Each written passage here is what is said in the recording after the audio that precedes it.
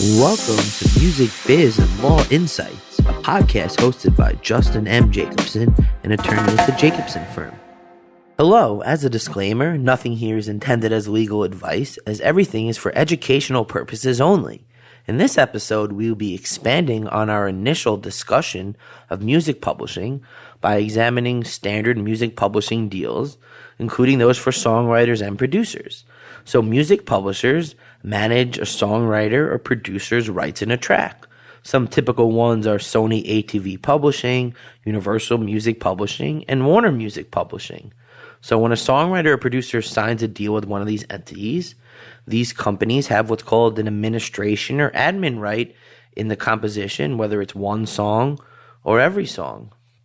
In most cases, these publishing deals are exclusive, which means that only the one entity has the right to license the music to others, as well as to collect payments from any third parties for any uses of their signed works. The publishing company also handles all the paperwork associated with the song. So this includes registering the copyrights in the tracks, indexing the songs with the proper PROs, and accounting and distributing all the collected royalties. Some publishers may even shop a songwriter's work with what's called a song plugger for placement for its talent. So the way publishing works is the songwriter and publishing company usually split all of the proverbial publishing money. Usually it's a 50-50 split, where 50% of the money is reserved for what's called the writer's share, and the other 50% is reserved for the publisher's share. So since some songs have co-producers and co-writers, the writer's share is shared based on how many writers there are and the percentage split that they agree to. And if they have different publishing companies, their individual publishing companies may split the publishing share of the song. So in the case of two co-writers of a song, each co-writer might each get half of the 50% that's allotted to the writers, and then the other 50% of the song that's allotted to the publishers may be split between their publishing companies. So this means that each writer might own 25% of the entire composition's total income. So income under these deals usually comes from a variety of places. So you have mechanical royalties, public performance royalties that we explored in a prior episode, synchronization licenses, fees for any printed musical works, whether it's lyric sheet sold as, printed sheet music or on the internet. And, public performance, which is collected by the PROs, is the income when a musical composition is publicly performed, such as being played on the radio, at a nightclub, or in a stadium.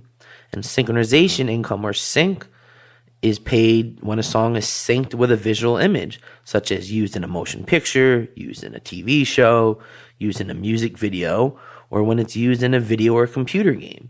While every publishing deal is different, an important concept to look at is a songwriter's creative control and the approval for uses of their works.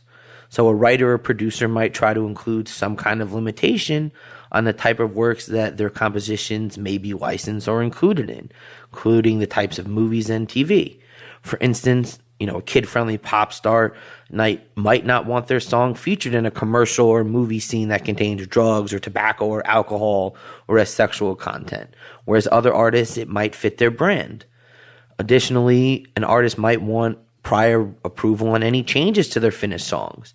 So they might want a clause that ensures that any song or lyric change is still within the artist's original mood or style. So, for example, this may prohibit a publisher from taking a dance or pop track and having a heavy metal record made from it. So, obviously, every deal is different, and many are, 10, 20, if not longer. So, there are many important provisions that need to be examined. And not as a shameless plug, but the best advice is to hire a professional who is experienced and understands this field. So, thanks everybody again for tuning in. Follow me on Twitter, JustinJESQ. Check jacobsonfirm.com for more articles and information. And this is attorney advertising.